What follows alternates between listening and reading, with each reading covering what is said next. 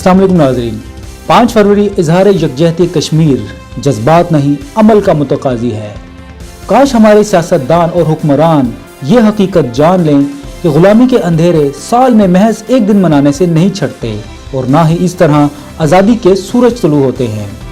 जैसे कि 5 फरवरी का दिन हम हर साल इजहार यकजहती कश्मीर के तौर पर मनाते हैं। इजहार बज़ाते खुद आखिर है क्या?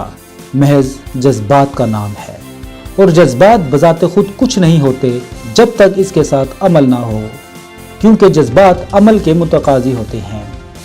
जब तक जज्बात को अमल के सांचे में ना ढाला जाए तो बात नहीं बनती। ये काफ़ी नहीं कि हम साल में एक बार रस्म के तौर पर अहले कश्मीर के साथ इजहार यकजहती कर लें। बात तल्ख है लेकिन मबनी बर हकीकत के 5 फरवरी का दिन हमने एक ऐसी रस्म बना ली है जो रूह बिलाली, अज़्म इस्तकामत, हौसले और कुछ गर गुजरने के जज्बे से आरी और तही है। यही वजह है कि कश्मीर की तहरीक 70 साल गुजरने के बावजूद भी नतीजा खेज नहीं हो रही।